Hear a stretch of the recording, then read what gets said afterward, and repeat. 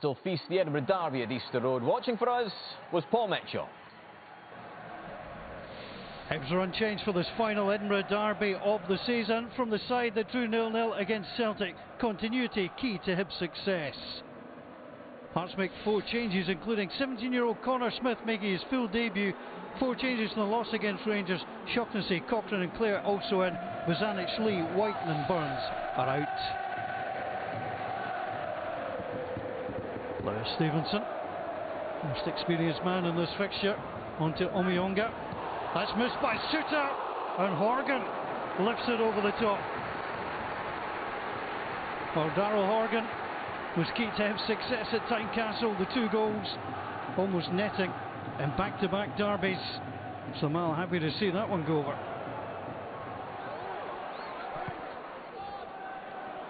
On to Smith, works the interchange with Mulroney. McNulty behind him, he's away from 3 Hibs players. Chasing in on the central defenders. Options left and right, goes for himself. Marciano called into action. Here's Harry Cochrane. It's a decent ball in, it's back again to Mulroney. It's at Gray's feet. Piazzu goes in. And McGregor humps it clear. Oh, it's a great run by Mulroney. He's more than capable of this. Hearts fans like to see him do it a little bit more often.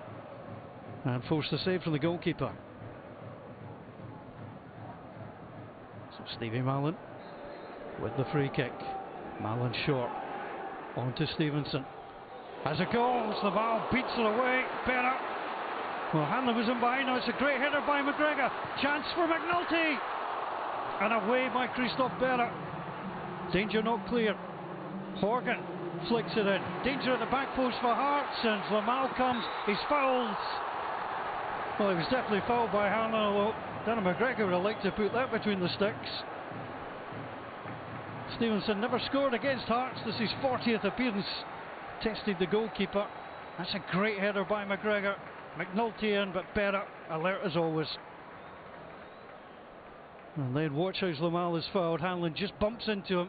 And then McGregor overexcited. Milligan on to Gray. On to Horgan. It's been a source of success for Hibs down that right hand side. Horgan on to Gray once more. Berra, that's a good header away. Might break for Lewis. Stevenson has another goal. It's the heel of John Suter. Right place, right time, and right movement from a Hearts point of view. That was certainly on target. It was well hit. And Stevenson scored 9 goals for Hibs. Gathered again by Mallon. Hearts starting to creak. Stevenson once more. Silky stuff into the middle. Slivka. Lamal with a save. Horgan plays it back. Chance for David Gray. Back onto Horgan once more as Lamal will come and gather. Well, Slivka off the bench at half time. Both his Hibs wins against Hearts. He's come off the bench and enjoyed success. He nearly enjoyed his first derby goal. Good take in the end, not much in it. And keeper staying down just to make sure. In fact, may have just caught his shoulder to test the Hearts goalkeeper. McGregor into the middle again. That's missed. Piazzu. Piazzu, I think he's touched Hanlon. Correct call. Penalty kick. Well, Craig Thompson well positioned to point to the spot, and the Hearts striker didn't see Hanlon on his right shoulder. Caught his boot. Took him down. Mark McNulty, 3 out of 3 from the spot this season. McNulty steps up. That's off the post. And the chance missed for Hibs to take the lead. Well, he's normally so reliable. Cracked off the post, and you could see Lamal here looking to see where the ball had landed. It wasn't in the net. That's a let-off for Hearts. Hibs continuing to press. Having won at Tynecastle, looking to win back-to-back derbies under Paul Heckinbotham. Here's Gray. Horgan on the outside. Horgan with pace. That's off Berra. It's the first home goal in an Edinburgh derby in 7 years. And Christophe Berra could do little about it.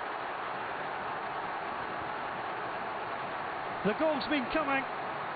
Hibs have been on top, and again, Gray and Horgan, the troublemakers, and Berra could do little about it. There's been no touch on the defender. McNulty was waiting to tap it in. Hibs ahead in the Edinburgh derby.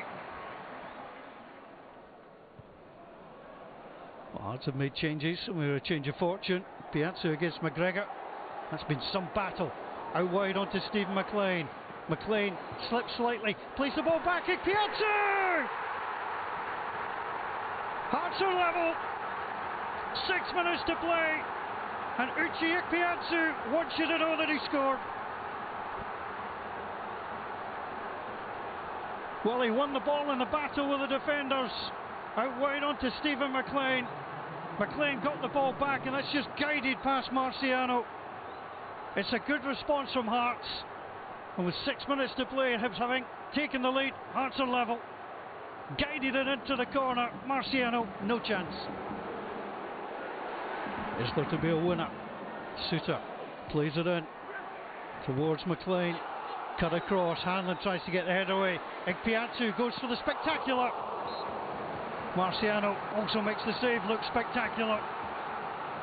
What a goal that would have been, but Marciano well positioned. Great effort. Final few seconds. Piazza wanted the ball. He goes down under Stevenson. McLean dives on top of him, almost rugby style. And in the final few seconds, just getting heated once more. Referee Craig Thompson, the coolest man inside Easter Road. Well, there'll be yellow cards coming. Ikpeazu kicked out initially. That's why Stevenson reacted. Not quite sure why Stephen McLean felt the need to dive in. Final seconds, in fact, it's all over. At Easter Road, a hard-fought derby.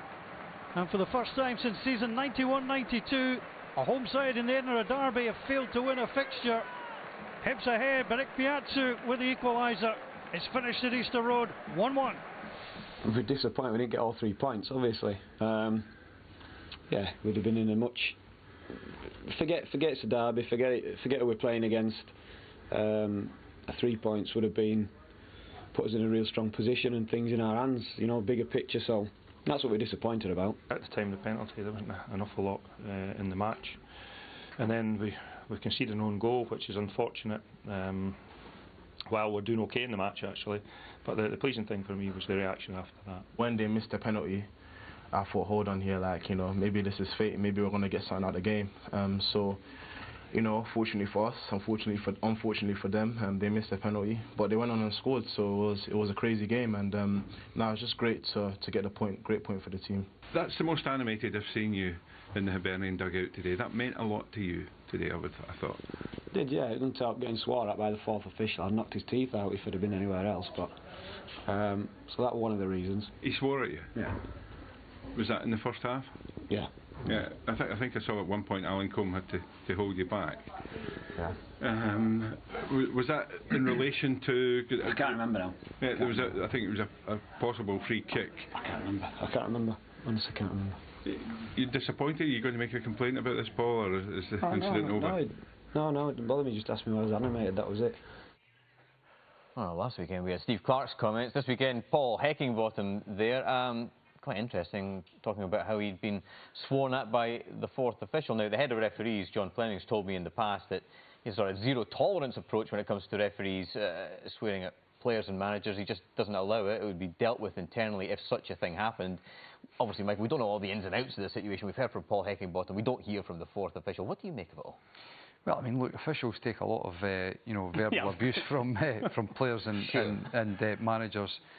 Look, I don't think Paul Heckingbottom should have said what he said there, in terms of, I know he's a bit of a tongue-in-cheek, but I don't think he should have said, what he said. And we don't knocking the teeth out. Yeah, look, and I don't know, we don't know what's happened there. I mean, he says that the officials are sworn at him. He shouldn't if he has. We don't know what he's reacted to in the first place. And I don't think Paul Heckingbottom should have said what he says. There must be a reason that the 4th official has sworn at him, so we don't know what that reason is. Every chance the compliance officer might actually look at Paul Heckingbottom's comments there, Stephen. Probably. Shall we talk about the actual football? Please. OK, Christophe Berra. An eventful afternoon. And Stephen, you were impressed for the most part. I was. I thought he had a good game. I thought that he played really well. I think, having watched him a lot in the last month or so, I felt he might have been just a wee bit off the pace in some games, but he proved today that he's still very much got it, and he was colossal at the back for Hearts, as I would say probably Darren McGregor was for Hibs, but he's so good in these sorts of situations, clearing balls that come into the box, and he did it time and time again today. It wasn't a classic, there wasn't a lot of clean-cut chances, but when things did come into the area, Christophe Berra, more often than not, dealt with them, and a kind of no-nonsense approach to defending he showed us this afternoon. And then, of course, the irony of the situation. Yeah, I mean, it was initially really good work from Horgan. I liked his run, the overlap, and then he gets to the byline. The thing is, if Berra misses it, John Souttar's going to deal with it. He just kind of gets it caught in between his legs, and it's very, very unfortunate. But as I said, it was a really good and well-timed run from Horgan, and yeah, there's not a lot he could have done about that. It's that area of the park where you see from a number of other clips where, you know, Christophe Berra's like cut out, you know, a number of those crosses, whether it's in the air or on the ground. The problem is that it's right between his legs. He couldn't and shift it's difficult. He can't move his feet quick enough. And as we said there, if he'd actually missed it, John Souttar was behind him and going to clear it. But, you know, it was good play from Hibs. Hibs were really in the ascendancy at that point. They were getting into dangerous areas. Good value for their lead at that point. Oh, I don't think there's any question. The second half, you know, Paul Heckingbottom made that tactical change, took off Canberry, brought on Slivka, that extra man in the middle of the park, and Hibs started to get a real sort of foothold in the game. And then suddenly, it all becomes level. Uche Ikpeazu once again, Michael. Yeah, and look, this is what he's good at. You know, he's so strong. You don't want to start wrestling with him. Paul Hanlon, stay with Stephen McLean. Don't go and try and get involved in the incident. And if he sticks with Stephen McLean can't run into the box there. And look, it's a bit of a fortunate cutback, but it's a great finish. You're trying to say Stephen McLean didn't mean to kick it off his other foot? Well, I think it's genius from him. Yeah, deliberately off his other foot. But I tell you what, it's a great finish from Ikpeazu.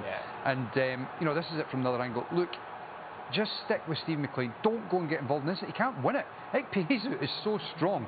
You're never going to get round him. It's a great cutback initially from Stephen McLean, and then it falls on a plate for Ikpeazu, and it's a great finish. As I said, great celebration. Well, I mean, get your own one. Apparently it's someone else's celebration. Anyway, look, the last few minutes of the game, you know, Hearts were in the ascendance there, and it looked as if they were the side that were going to, you know, pick up 3 points. In the end, I think Hearts will be absolutely over the moon that they've come away from Easter Road, having not played particularly great, but they've got that point. And of course, Hibs, well, they might have been in front already in this match, Stephen, of course, from the penalty spot. That's right, yeah. A poor penalty kick, it has to be said. But a definite penalty, there's no doubt about it. Should have dealt with it here, and then just really clumsy. You agree on this? Oh, well, I think everybody would have to agree on this, Jonathan. It's fairly obvious.